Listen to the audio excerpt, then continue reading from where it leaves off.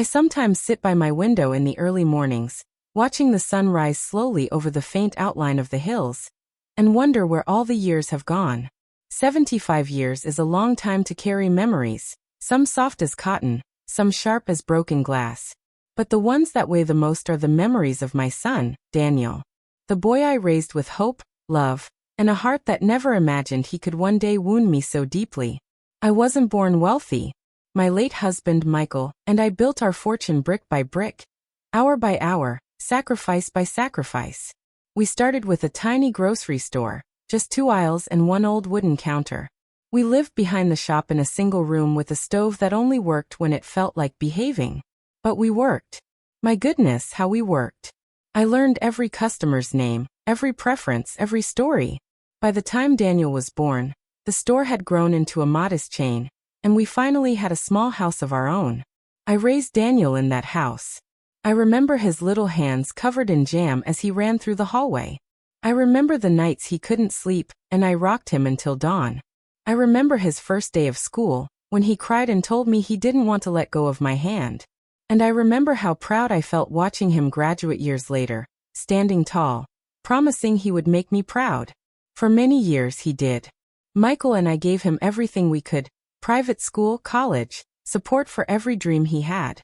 And when Michael passed away 15 years ago, Daniel held me as I cried. He was gentle then, concerned. He told me, "Mom, it's just you and me now. I'll take care of you." I believed him. A mother always believes her child. But things began to change the year he married Melissa. She was polished, glamorous, and had an appetite for wealth that shone in her eyes even before she spoke. I tried to welcome her. I bought her expensive gifts, hosted dinners, even changed the will to include her. I wanted her to feel like part of the family. Yet slowly, Daniel began to drift. The weekend visits became monthly ones. Then every few months. Phone calls were reduced to hurried minutes, usually ending with a request for help. "Mom, I'm short this month. Or can you cover this business loan?" I always said yes. I told myself he was stressed, busy, overwhelmed. The excuses softened my worry for years. But the hints grew sharper. Once, I visited their home and heard Melissa say through the open window, "Your mother will leave us everything anyway. Just be patient." The tone wasn't loving. It was expectant, almost greedy. Daniel didn't defend me. He didn't even look uncomfortable. He just nodded. I swallowed that moment like poison. Then came the year he stopped spending holidays with me. Birthdays became forgotten. He spoke to me like I was an obligation, something he had to check off his list. Still, I forgave. A mother always forgives. But somewhere deep inside, I knew a storm was coming. The final shift happened when he began insisting I let him manage my finances for my own safety. He started bringing me documents, asking me to sign for convenience. I trusted him. I didn't want to believe my son would ever trick me. But trust, I would soon learn, is a dangerous luxury at my age. I didn't know it yet, but the moment that would change everything, my heartbreak, my awakening, and ultimately my revenge, was already on its way. The day Daniel asked me to accompany him to the bank, I felt a strange heaviness in my chest, a quiet whisper from my intuition, telling me something wasn't right. At 75, you learn to listen to the silences more than the words. But when your only son smiles and says, "Mom, it's just a routine update for your accounts," you swallow your doubts and follow. After all, he was my boy, my only family. He picked me up that morning with an impatience he didn't bother hiding. Gone were the days he opened doors for me, or asked if I needed help getting into the car. Now he simply tapped the steering wheel, and sighed loudly whenever I took too long. It stung, but I stayed quiet. A mother's heart is stubborn like that. It stays soft even when the world turns hard. The bank was colder than I remembered, the air-conditioned chill cutting straight through my sweater. Daniel walked ahead without waiting for me, and I followed, clutching my purse a little tighter. He greeted the manager with a confidence that surprised me, as if he had rehearsed this very moment. "Mom just needs to sign a couple of things," he told the manager. A couple of things. That phrase echoed inside my head. The manager placed a stack of documents in front of me, far too many for a routine update. My fingers trembled slightly as I flipped through them. the text printed in small, dense paragraphs. My eyesight wasn't as sharp as it used to be, and Daniel knew that. Daniel, I whispered. What are these exactly? He gave me a tight smile. Mom, you worry too much. Just trust me. Trust. The same word he used when he was a little boy asking permission to climb the tallest tree in our yard. The same word I clung to after my husband passed, believing Daniel would protect me. I took a slow breath and placed the papers down. Something inside me insisted I shouldn't sign anything today. Before I could speak, Daniel leaned forward, lowering his voice. Mom, seriously. Sign them. We have a meeting after this. A meeting? He hadn't mentioned that earlier. I pushed the papers back gently. I'm not signing anything until my lawyer sees them. Annoyance flickered across his face, followed by something darker. Frustration mixed with desperation. He exhaled sharply, grabbed the stack, and shoved it into his briefcase. Fine, he muttered. Let's just get this over with. Get what over with? He led me to a private room where a single envelope sat on the table. He picked it up and handed it to me with a dramatic flourish, as if he were presenting me with a gift. Here, he said. This is for you. I opened the envelope. Inside was a cashier's check. $22,000. I looked up, confused. Daniel, what is this? His jaw tightened. It's what you'll get from me from now on. It's enough for you to move into an assisted living place. I can't keep supporting you financially. I have a family, responsibilities. And honestly, he swallowed, as if the next words were sour. You've had a good life, Mom. It's time you stopped expecting things from me. The room went silent. I felt the sting first in my throat, then in my chest, then deep in my bones. I stared at the check again. Cold, flat, insulting. $22,000. After everything. After a lifetime of sacrifices, sleepless nights, and unconditional love. A mother's heart breaks quietly, but when it does, the pieces become sharp. I closed the envelope slowly. Daniel, I said softly. Is this really all you think I'm worth? He shrugged. It's all you'll ever get. The words burned into me like fire. But he didn't know the truth. He didn't know what I had discovered earlier that week. He didn't know I wasn't as helpless as he believed. And he certainly didn't know that by handing me that envelope, he had just set my revenge into motion. When I returned home after that humiliating bank meeting, I didn't cry. Not at first. I sat quietly in my armchair, the envelope with the $20,000 check resting on my lap like a cruel joke. The house felt unbearably quiet. The same home Daniel used to fill with laughter and chaos when he was a boy. I stared at the old family photographs on the wall, the ones where he clung to my arm, smiling with all the innocence of childhood. Somewhere along the way, that boy had vanished, and the man he had become had sold his soul for greed. The tears finally came, slow and painful, not because of the money but because of the realization that my son, the child I had sacrificed everything for, believed I was a burden. Disposable. Something to be discarded with one check and a cold sentence. But grief eventually settled into something else. Clarity. Strength. Resolve.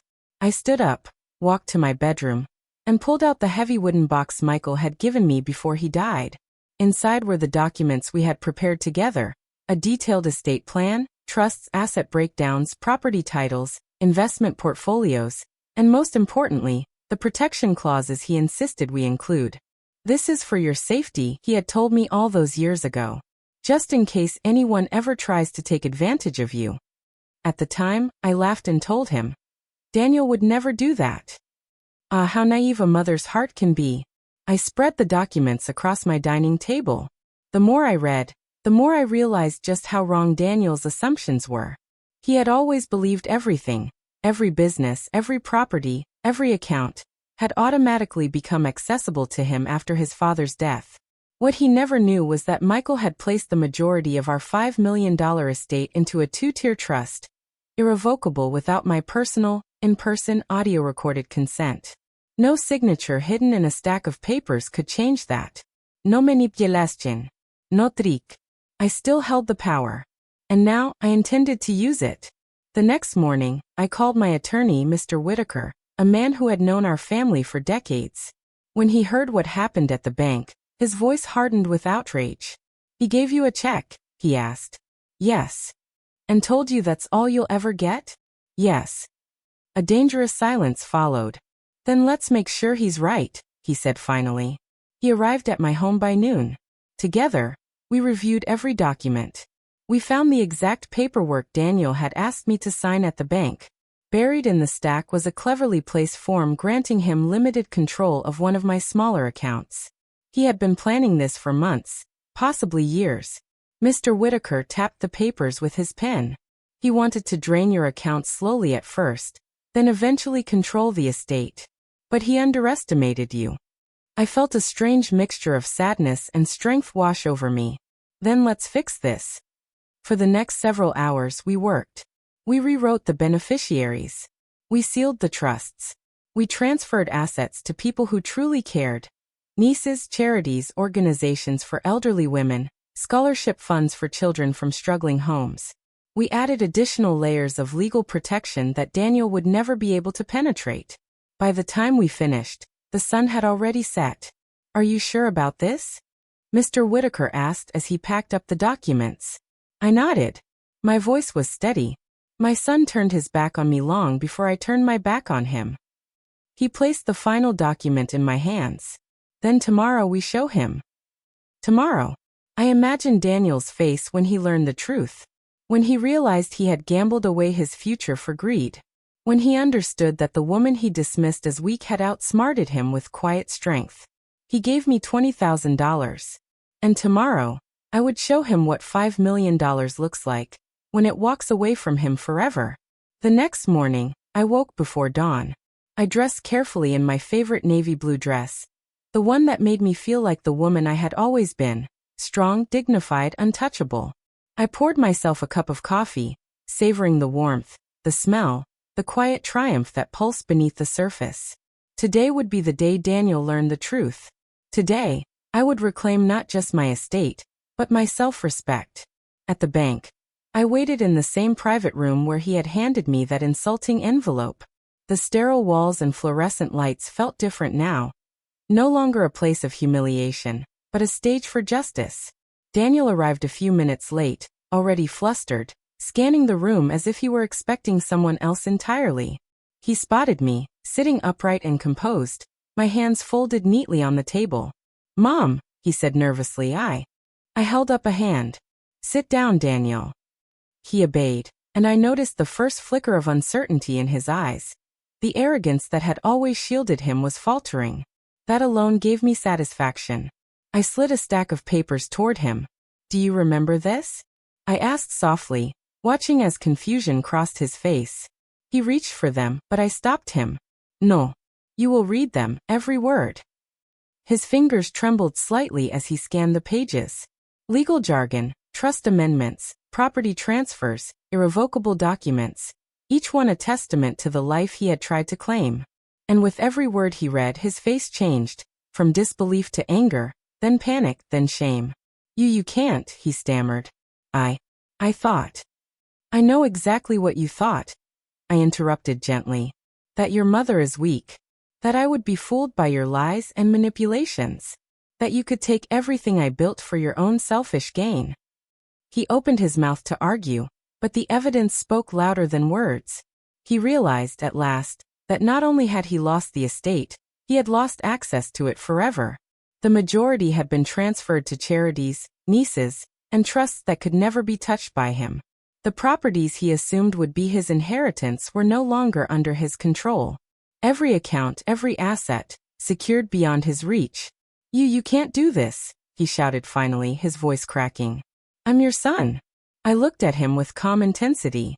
"You are my son, Daniel. But you are no longer the child I raised. You turned your back on me. You gave me $20,000 and told me it was all I would ever get. You believed money was more important than love or family. That is why you are not entitled to anything else." He slumped back in his chair, the weight of shame and regret pressing down. I didn't gloat. I didn't need to. The truth, in all its quiet power, was more devastating than any anger I could have unleashed. I stood and gathered my papers. "Consider this your lesson in respect, in humility, and in the consequences of betrayal."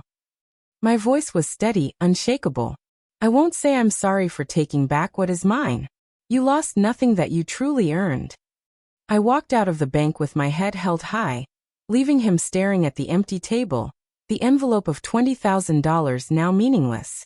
Outside, the sun shone brightly, the world alive and full of possibility. I breathed deeply. For the first time in years, I felt unburdened. Free. Back at home, I sat in my garden, sipping tea and feeling the warm November sun on my face. I knew I had restored more than just financial control. I had reclaimed my dignity, my strength, and my peace of mind. Part of the estate went to the charities I had long supported, part to nieces who had always loved me sincerely, and part one kept for myself, to travel, to indulge in small joys, to live the rest of my years without fear or deceit. Daniel? He would learn to live with his choices. Perhaps one day he would understand. Perhaps not. That was not my concern anymore. I smiled, watching the garden bloom around me. The world was still beautiful, still full of light. And I, finally, was still the woman I had always been, strong, independent, and victorious. My revenge wasn't cruel. It was justice, and it tasted sweeter than anything money could buy.